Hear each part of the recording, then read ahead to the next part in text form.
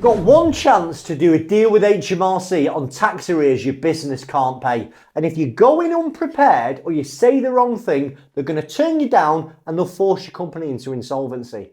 If your company owes HMRC money and you can't pay it all right now, there is a way you can spread the arrears over years sometimes, and it's called a time to pay arrangement. And done right, it can be the thing that saves your business.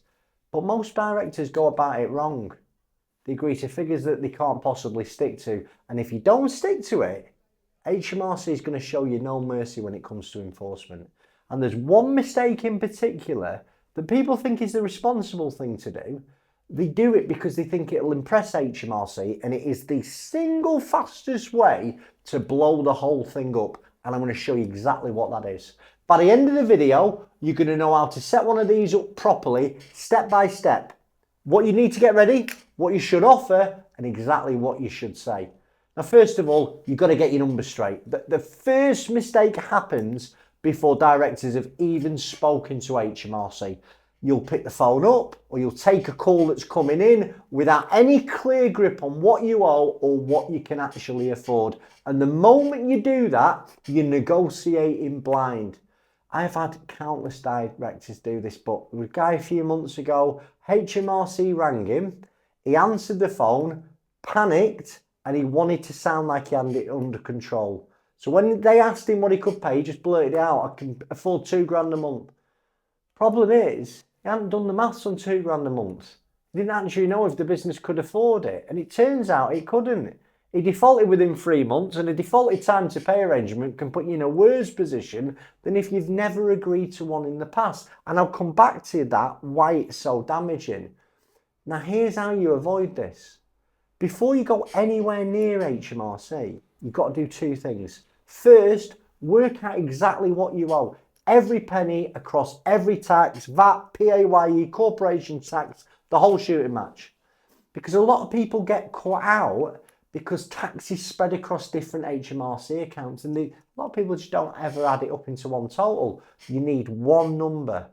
And second, you've got to do an honest cash flow. Like genuinely, what is expected to come into the business? What has absolutely got to go out? Wages, rent, suppliers that you can't trade with. And then realistically, what have you got at the end? And don't base your offer to HMRC on a good month. Base it on a bad month, because a bad month is coming, and any arrangement you agree has got to survive the bad month. And that bad month surplus figure is the number you build stuff around, not something you pluck out under pressure on a phone call. And again, like if HMRC are ringing, it's okay to answer the phone call, but if you're not prepared for that phone call, the last thing you want to be doing with HMRC is going into a negotiation. It's perfectly okay to say to them, listen, appreciate you calling me. Can I set a time to call you back? Now, this is the kind of the first thing that we'll do with the director, because everything that follows depends on working out your numbers. And the lesson's this: you can't negotiate a time to pay arrangement you haven't done the numbers on. You need to know exactly what you owe, and you need to know exactly what your business can afford on a bad month before you say a single number to anyone. So we can help people get prepared with the numbers. Do not try and invent them on a phone call. Now listen, if anything I've said to you so far has worried you, you've got HMRC arrears, you want to speak to me or one of my team, we've got well over 755 star reviews on Trustpilot. We blow every other firm out of the water. Go and read them. But top of the description, that first link, you can book a call with one of my team today. If you don't fancy talking to someone, and I kind of get that, not everybody wants to speak to somebody at this stage, but the link below is a free guide to insolvency. And if you put your details in, I just want your email address, I'll send you that free guide, okay? Now, back to the video. There's one thing you need to sort out before HMRC will even come to the table, and loads of directors get this wrong all the time. Now, if a director can't pay the VAT, they stop submitting the VAT. They don't want to put the return in. If you can't pay PAYE, they go quiet on filing PAYE every month too. Now, in their heads, not filing buys them time. If they file and they can't pay it, it feels like you're putting your head above the parapet and admitting that there's a problem. Now, that's a backwards thought. And it will kill a time to pay arrangement before you've even started, because filing and paying are two different things. You are legally required to file that return whether you can pay it or not. And HMRC will not discuss the time to pay arrangements while returns are outstanding. Now, if you think about it from their point of view, if you've not filed, they don't know the real numbers and they're not negotiating with you on a guess. A time to pay arrangement is a one shot to get this sorted. And there's a hidden cost to not filing. If you don't submit a return, HMRC aren't going to wait. They'll raise what's called an estimated assessment. And guess what? In my experience, they don't guess low. So directors who stop filing end up with a debt on HMRC system that's actually bigger than the real debt. The lesson's simple here. Before you pick up the phone about a time to pay arrangement, you've got to get your returns up to date. You've got to get them filed. Even the ones that you can't pay. And you've got to remember step one. You need those returns filing to know your true number. Like, if you've not filed returns, you are not in a position to start picking the phone up and doing a time to pay arrangement. We've got to get the numbers right. Now let's assume your numbers are right and your returns are filed. Now comes the part where most directors will talk themselves into failure. And this is the mistake I mentioned at the start. It feels responsible, but it'll wreck the whole job if you do it wrong. And it's basically being too generous. You've got to offer HMRC what your business can sustain, not what gets them off the phone today. And when you're finally talking to HMRC about what the business can pay, there's an almost irresistible offer to pull a big number out. You want them to see you serious and you want the pressure to stop and you really want them off the phone so you can get on with your life. Now, if you offer a big number, it might feel like you fixed it. So you're going to stretch that number and you offer more than you know deep down the business can really manage.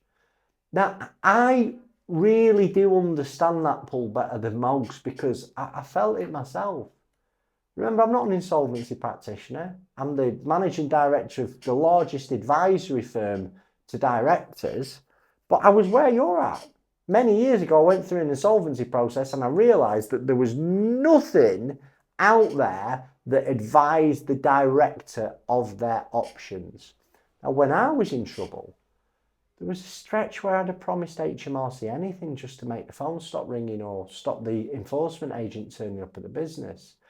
You'll agree to a number that you know deep down you can't hit.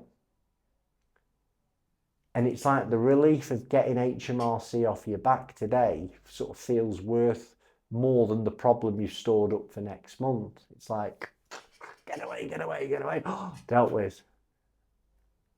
But there's a truth about time to pay arrangements. If you set up a modest one, and HMRC might push back with you, it's worth 10 times a generous one that's going to fail. Because the day you miss a payment, the whole thing collapses. HMRC will cancel the arrangement, they demand the full balance again, and now you're not a director with a plan, you're a director who agreed a deal and broke it. And that's one of the fastest routes into a winding up petition. If you fail a time to pay arrangement, it's very unlikely you're going to get a second one. So you do the opposite of what your gut's screaming. You offer the figure from step one, the figure that you can pay even on a bad month. And maybe you could put a lump sum down with them at the start, even a small one, because it'll show good faith and obviously it reduces the balance faster.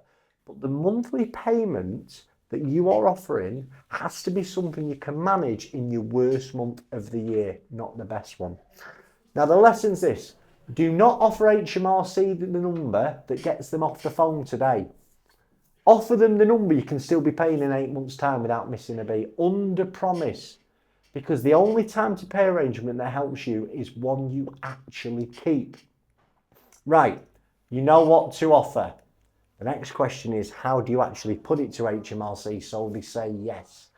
And there's a way of framing this that turns the call into a conversation where they've got a genuine reason to work with you. Now let me show you through a direct I spoke to it with literally last week, okay? I'm going to talk to you about how you present the call. Now, let's call him Mark. Now, the way that this was handled was just about the perfect example. as Alan Partridge would say, textbook.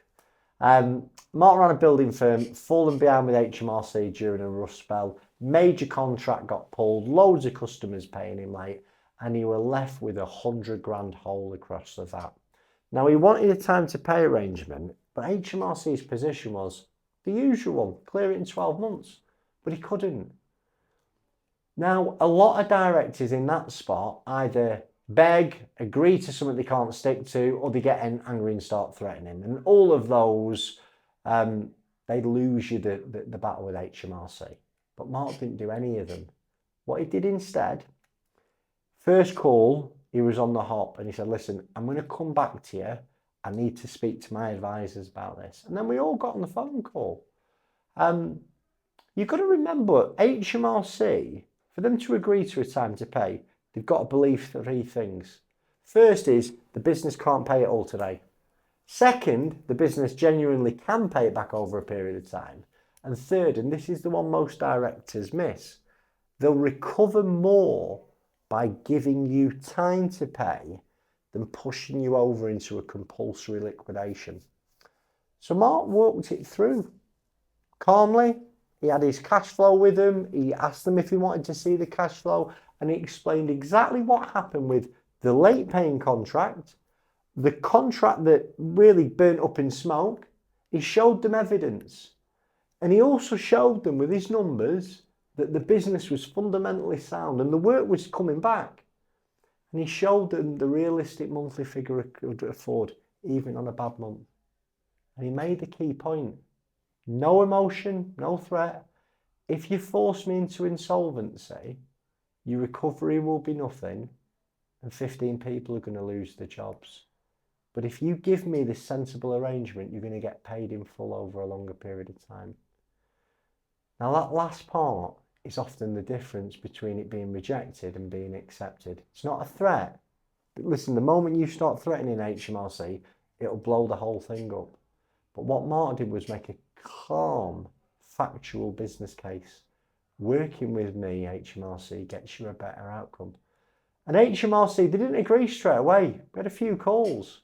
And initially they were very set that they're not going beyond 12 months. But in the end, he got 3 years. The lesson's this. When you present your time to pay arrangement, you're not pleading with them, but you're not threatening them either. You're making a business case. Show them you can't pay now, show them you can pay over time, and show them that a sensible arrangement recovers more for them than enforcement ever will. Bring your numbers. Explain what's happened and what's changed, and frame it as the better deal for both sides. And that's the version that gets a yes. Now let's say you've got it, the arrangement's agreed, the pressure's off and you can finally breathe. This is the moment loads of directors quietly undo all of it because there is a condition attached to a time to pay arrangement that people completely forget about it. And the cardinal rule is keep paying everything else. Here's what nobody spells out clear enough. When you set that time to pay arrangement, the deal you've agreed only covers the old debt, the arrears, the amount that's already been built up. But you've got a trading business, which means new taxes being created every month, VAT quarter every quarter, PAYE every month, perhaps some corporation tax down the line. And every time to pay arrangement comes with a condition that a lot of directors don't fully understand. You must keep all current taxes completely up to date and on time while you're paying off the arrears. If you miss one, if you fall behind on the very next VAT return while you're paying off the old VAT on the time to pay, HMRC can tear up the whole arrangement just like that. The full old balance becomes payable again immediately and you're back to where you started, except now you've failed the time to pay arrangement and your credibility's in the toilet. I see this every week. A director gets a decent arrangement on the arrears, feels like the weight's lifted. 3 months later, they've slipped on the VAT. And because of that, the time to pay arrangement just collapses. So here's how you make sure it holds. When you build your cash flow back in step one, okay? So you're looking at what can come in, what go out. You don't just budget for the time to pay arrangement. You've got to also budget for your live ongoing taxes every month, corporation tax, PAYE, and the next VAT quarter. And the single best habit that I can give you is separate the tax money the minute it comes into your bank account. When a customer pays you, move the VAT element into a separate account straight away. And while you're at it, ring fence some money for PAYE and whatever else applies. Like, let's say £1,000 invoice comes in, £1,000 plus VAT. Put 200 quid in a VAT account. It's not yours. Put another 200-ish quid in a corporation tax account. So when your corporation tax bill, you can pay it straight away. Now, I've done this for years, and every time I have a VAT bill, I have more money in that VAT account than I need. So put it back into the cash flow. Same with the corporation tax. Now, that for me has been a game changer, and it is a simple discipline. And it's the difference between a time to pay that works and one that collapses. And the lesson's this: setting up that time to pay arrangement is only half the job. Keeping it means staying current on everything else while you pay off the arrears, because one new debt, one late return can collapse the old deal. You've got to build ongoing tax into your cash flow, ring fence it as it comes in, and treat live taxes as untouchable. And that's how a time to pay arrangement actually saves a business instead of just delaying the pain. Now, everything I've shown you today assumes one thing: time to pay arrangement is actually the right tool for your situation. Most of the time it is, but not always. Time to pay arrangement fixes one specific problem. It's a cash flow problem. And that's when you've got a sound business that's hit a temporary gap, late paying customer, jobs cancelling, rough quarter, one-off shop, whatever it is. What you need at this point is time to catch your breath. And for that, time to pay arrangement's perfect. It's exactly what it's built for. But a time to pay arrangement can't fix a profitability problem. And that's a completely different situation. A profitability problem is when the business loses money, even when everyone pays on time. When the underlying maths of the business don't work anymore. And if you take a business that's genuinely losing money and you strap a time to pay arrangement onto it, you haven't solved everything. You've just added another monthly payment to a business that already can't cover its cost. And all the time to pay arrangement does in that scenario is delay the collapse. And I've seen directors set these up, fail it, even set up another, fail that, and each time convinced that the next one's going to fix things until there's nothing left to save and the business's options are almost closed. Now, the honest test is, take the realistic, affordable monthly figure that you worked out in step one and ask yourself, if I pay that to HMRC every month, on top of wages, rent, suppliers, and staying current on all the other taxes, can my business live? Or am I just buying a few more months before the same thing happens again? And if the answer is that even a sensible time to pay arrangement is going to fall over at some stage in the future, that's not a sign you need a better payment plan. It's a sign that it's probably not a cash flow problem at all. It's a viability problem. And the right move then isn't another arrangement that's likely to fail. It's getting proper insolvency advice early while you've still got choices. Because there are ways to protect the good parts of a business that can be destroyed if you leave it too long. And the lesson's this: a time to pay arrangement is fantastic for a viable business with a temporary cash gap. It's a trap for a business that's no longer viable. Be honest about which one you're running and ask the question early enough, because if you answer it truthfully, it's the difference between a plan that rescues you and one that simply delays the inevitable. Got to remember as well is, once you become insolvent with no hope of recovery, you've got to put your creditors' interests first. Anyway, I've really hoped that you've enjoyed the video today. Now, if you would like more information about what to do and how to fix a struggling business, go and watch that video there. I'm going to give you some handy tips that you can use today that might help your situation. Thanks for your time, Chris Worden.